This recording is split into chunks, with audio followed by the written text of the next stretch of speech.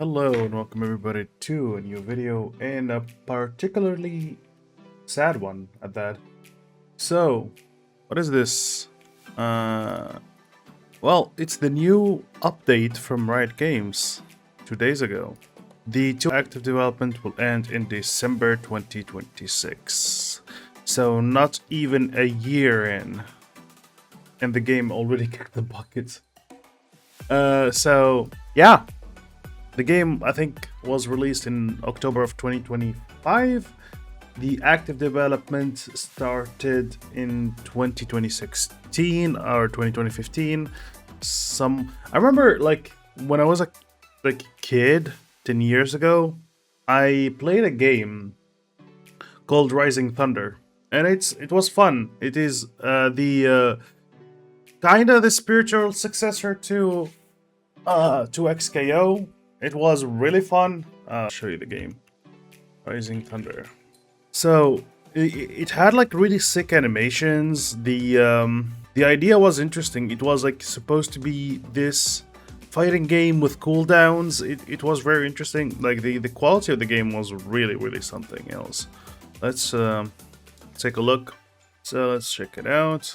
So like the combos like of this game are like the normal stuff. But if you want to do like really interesting moves, like the special moves, they are just like key bound to one button that you have to press, and it goes on cooldown. Check it out. So, point is, this is what started the League of Fighters game, or now what is it's called 2XKO. So, yeah. It started as that robot fighting game project, and then Riot Games bought the people who were making that game, and the people who are by the way, you can still play Rising Thunder. I think they dumped everything on GitHub or something somewhere online. You can publicly, host and play that game. I think privately, not public. Anyway, yeah. And then the active development for 2XKO started from there. If you remember the early footage from 2XKO, or when it was called Project L, and it did turn out to be a massive L, was a very similar concept where you had like your like normal moves, heavy, special, and like medium, heavy, and low attacks. Plus, you had your cooldowns. Like, if you go back to like the early footage of like an arena fighting Jinx, you'll see that. Anyway, I thought that's gonna be successful. I personally thought that was gonna be a very successful concept because it is an interesting idea that we don't see often. I don't think I've played a fighting game with that kind of style before, and it's gonna be extremely casual friendly. Like, a lot of people would play that. Because it's easy, it's accessible. You can do cool things easily. Like, if you look at like other games in other genres, one of the things that made, for example, League of Legends successful, it was an easier version of Dota. You can do cool shit really quickly. Like, your abilities, like, so in Dota, in case you don't know, like, your abilities are on heavy cooldowns and a lot of like mana. They cost a lot of mana. Like, if you use like one or two abilities in lane early game, you're out of mana. You can't do anything anymore. You have to recall. You have to I don't know. I forgot what you have to do, but yeah. The whole laning phase in Dota is very slow paced. It's all about like using your cooldowns efficiently at the right time, and etc. etc. When League of Legends came out, yeah, you can like use your ability a lot more often than Dota, like maybe like 3 to 4 times more per minute. So it was fun. You could do like you could like play this fantasy a character a lot more and more often, and that was the idea that made League of Legends more appealing to casual players, and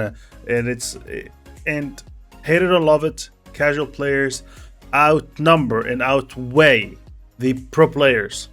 Yeah, pro players do bring money. I'm not saying they don't. But what matters is the casual. The casual is the person who plays like a couple of games a day and goes to bed. Those players want to have fun, want to chill, they don't want to sweat. They will spend money on your game because, oh hey, my the character that I'm having so much fun with got a new cosmetic. I'm gonna buy that. You know? A pro player, I actually like seen so many pro players, they don't give a crap about skins.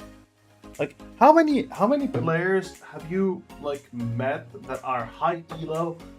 They would have like these kind of discussions about skins. Like these people like have Smurf accounts like all the time. They don't really care about the skins. Like short term maybe like, oh yeah, like they're gonna buy like that one cool skin, like that that one like dark Yasuo skin, or was like evil Yasuo, I forgot, was it Dawnbringer. And then yeah, they're good, like they're set, you know, they're done. But like the people who are passionate about skins, the people who you see on YouTube or on Reddit yapping about, oh, I want a new skin for my character, I want a new skin for my character, are the ones who actually spend a lot more money, and they are the casuals. They are the casual. They are not the pro players, you know? People who queue up for ARAM, that sort of thing. Anyway, all this to say, the casual is more important than the pro scene for the health of the game. Where I'm going with this? Well, because this game has shifted development from the casual player to the pro player. It is called, like so many people, even the developers, they called it like, oh, this is a game by FGC fans to FGC fans. For those who is uninformed, FGC meaning the fighting game community. So, and what specifically means, it's like the competitive players. The fighting games competitive players. Those who attend EVO and watch EVO, play at EVO, compete in EVO. Those are the people they're talking about, like the EVO circuit people. Not your average Joe who goes back from home, turn on their console or PC, plug in their controller, or if it's wireless, you know, you just turn it on, and just play a couple of games, you know, checks out the shop for a new skin for the new favorite character, and buys it. Yeah, no, that's not for them, you know. So yeah, I think the design for a very niche. So it's a niche on niche, by the way. Okay. I'll move to my next point. Okay, so not only like a competitive scene is a very like a niche thing. It's not the one that's gonna bring you a lot of money. Esports was heavily inflated back in 2019 all the way to 2021 due to the COVID. Like the numbers were extremely inflated. Like that's a whole different topic.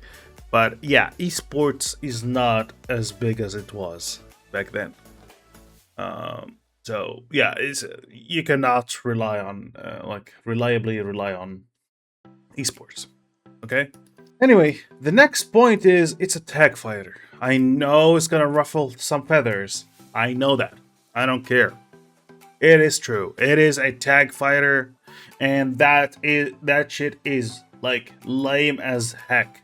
It is cool for the competitive scene. It is probably one of the, if not the best genre in competitiveness. Like, you know, but like that is between two players. Okay, it's the pro players will play that, and they will have a lot of fun, and they will think about like the game, and they will dream about the combos they can do with so many assists and call outs and tags in and tags out. But it ends there. But the viewing experience is not that fun, you know. I have personally, like, even as a casual, like the esport that I enjoy watching the most when it comes down to fighting games is Tekken. Tekken looks amazing when you play it, when you watch it. It is almost like watching a real UFC match. It's that interesting. It's that, like, you, even if you don't understand what is like the move sets of every character, just like, even if you don't know the game, just watching it, you can visually understand what's going on. It looks interesting. It looks fun.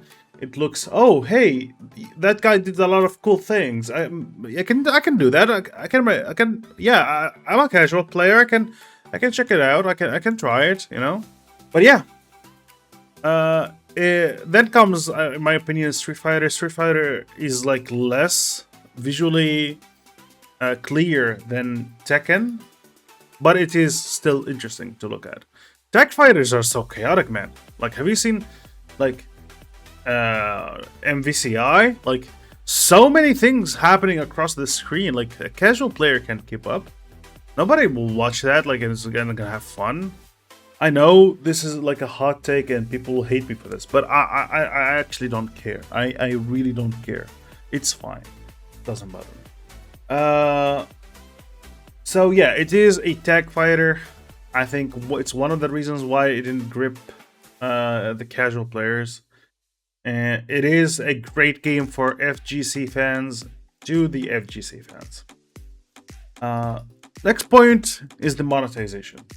I think the monetization is still what Riot I think sucks at. It may have worked on League and Valo, but I don't think it works anywhere. Oh, in TFT. And I don't think I think they need to adapt and change ideas. Like, especially like if you compare this to Marvel Rivals, I have spent more money on Rivals in 1 year than I have spent on League in the past 5 years, or any Riot game for that matter. Why? Well, the monetization sucks. I don't feel like being rewarded for spending money. When I buy the Battle Pass in Rivals, for example, I get so many skins, like about 10 skins, and enough currency, like cosmetic currency, to unlock another skin of my choice. I can unlock any costume that I want. Riot Games doesn't do that. They give you random loot boxes and like some bullcrap. I honestly don't like the Battle Pass in League. I don't like it in I don't like the Battle Pass in Valo. I didn't like the Battle Pass in what's the other game called? Legends of Frontera or 2XKO. They suck. The cosmetics suck. They didn't have like legendary cosmetics. Like Rivals, like you get to unlock 2 legendary cosmetics in the Battle Pass. Okay. Couple of epic ones, sprinkle with a couple of common ones, but like you feel pretty happy for, you know, buying it, and you get like another cosmetic item of your choice, and there's none of that like rotational seasonal bullcrap, like except like for event exclusive costumes in Rivals, where like, oh, it's a Christmas skin, they're gonna sell it to you on Christmas. You know? Doesn't make sense to sell a Christmas skin or keep it like around forever, you know. So if a character gets a new skin, it will stay there. That's cool. I like that about Rivals, you know. It's awesome.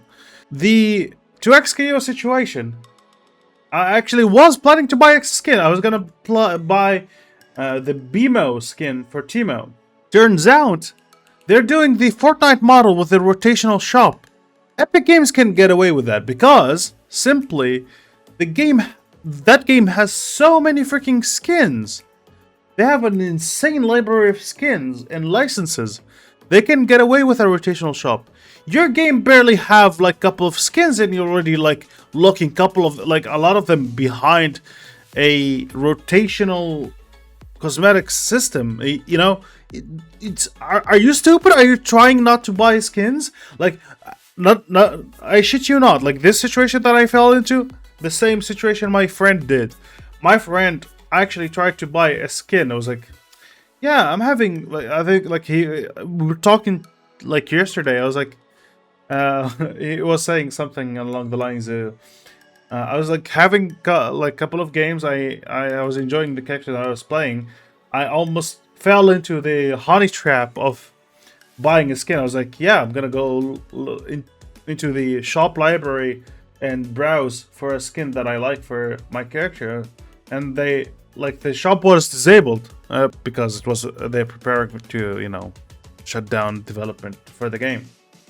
So all this to say, if even if the shop was available, there was no guarantee that the skin he liked or wanted to unlock would be available on the shop. Like, are you serious? Are you, like every character in this game has barely like 4 skins, and you're already like doing a rotation? That's so incredibly dumb. Okay, yeah. Another thing, this whole like play to unlock characters model don't work anymore. Yeah, even for free to play. Okay. Oh, before like I get into the unlocking character, the skins are also way too expensive. It is absolutely disgusting. Like to unlock a legendary skin, it costs you like $20. For $20, I can buy like Street Fighter, the base edition. I can buy a whole game, a whole separate game for the same price of your skin.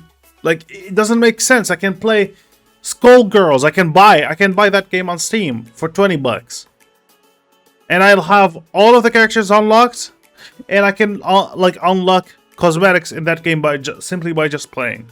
Are you serious? Are you stupid? I mean, go ahead, lose money. I don't care. It's not my money. But yeah, skins are way too expensive in 2xKO.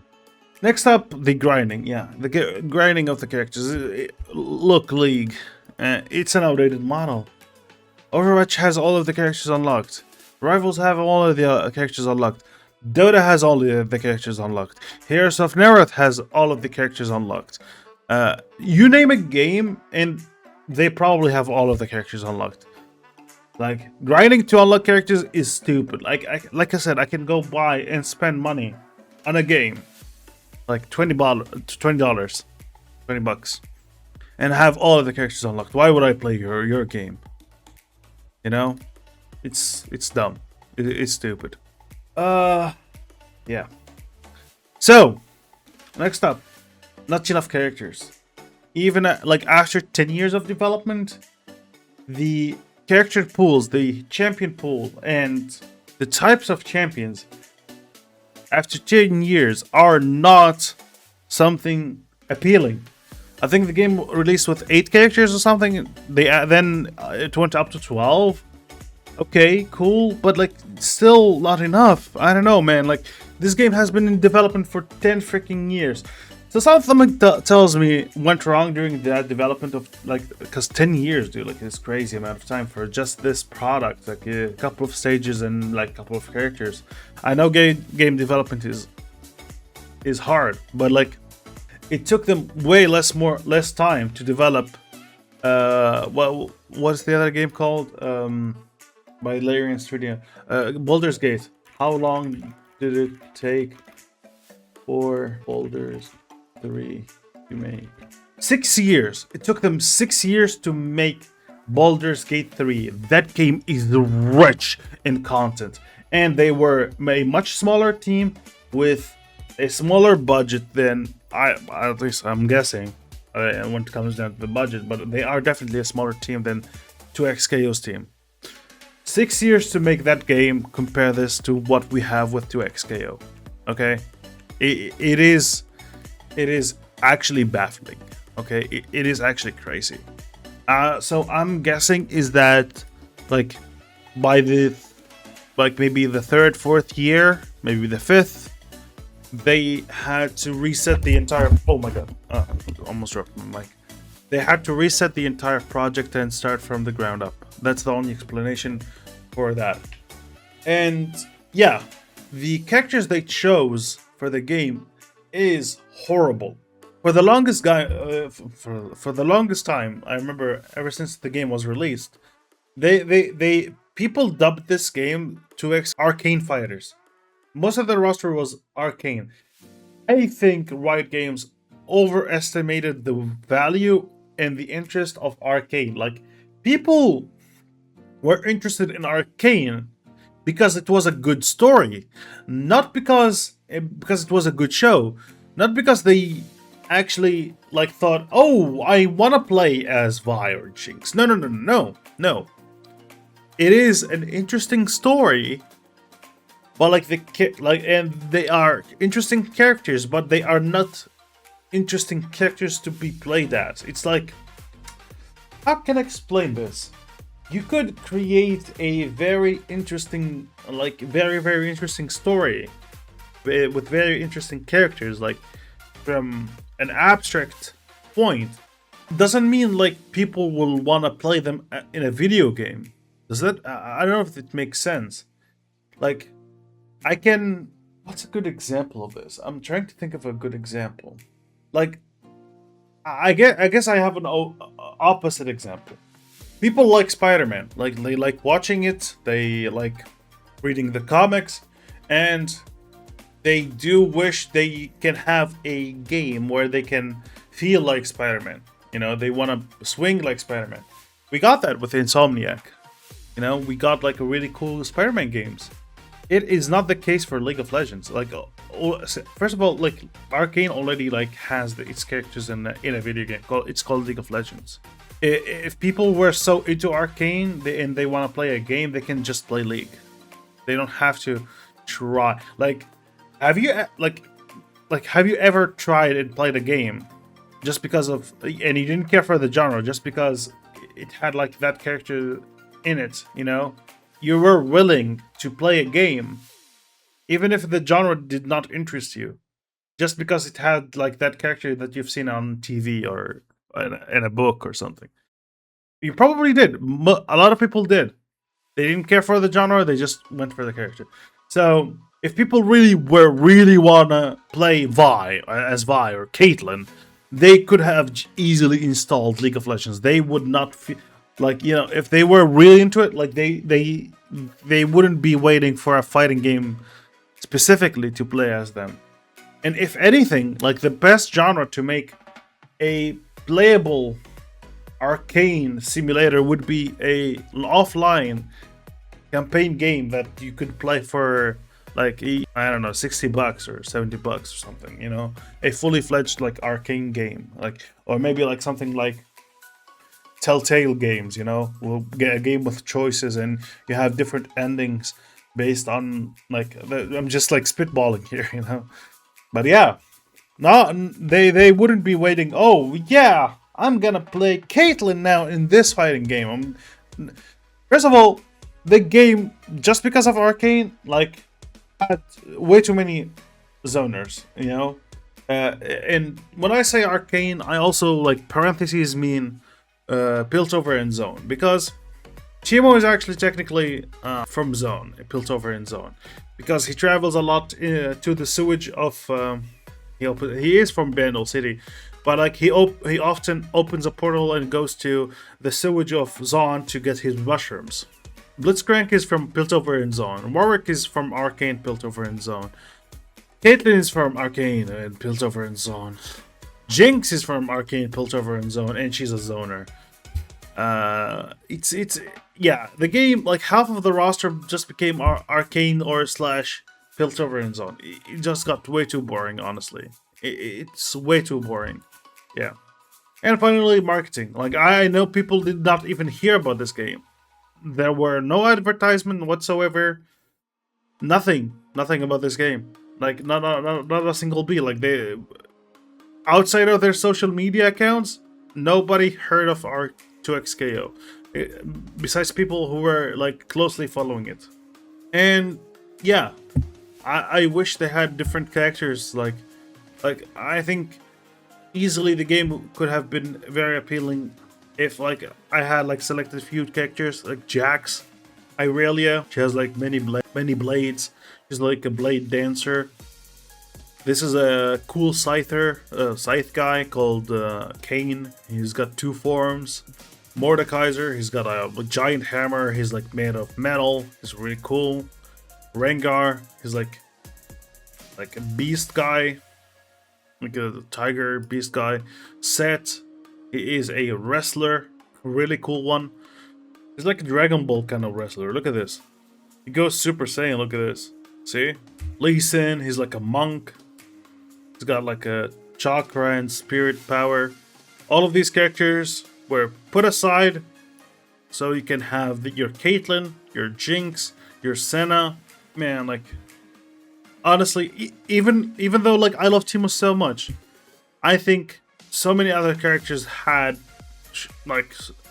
a priority over him. You know, the only characters that I think were very suitable and ironically came very late for this game are Akali, Blitz, Braum, Darius, Ilaoi, Echo, maybe Thresh, Warwick, and maybe Vi.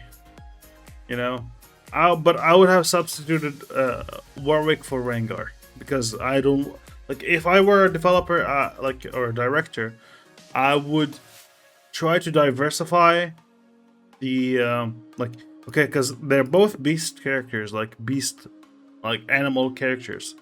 So in order to diversify like my game, I would at least choose a character that isn't from Piltover and Zona, or like at least from the same region. If both of them are like a beast character, I'll probably go with the character that does not share the same region and theme as the pre-existing characters, you know. But yeah, so now those are my thoughts on this situation. I think it is sad. It is a very sad day. We're getting Samira. We're getting a Lux later this year, and they will be the final two characters for the game. Unfortunately, it is very unfortunate thing. After that, we don't know for how long the servers will remain up, but they will keep the offline play working, and yeah, you can play the game as much as you want. Anyway, hope you guys enjoyed this video. I'll see you next time. Bye bye.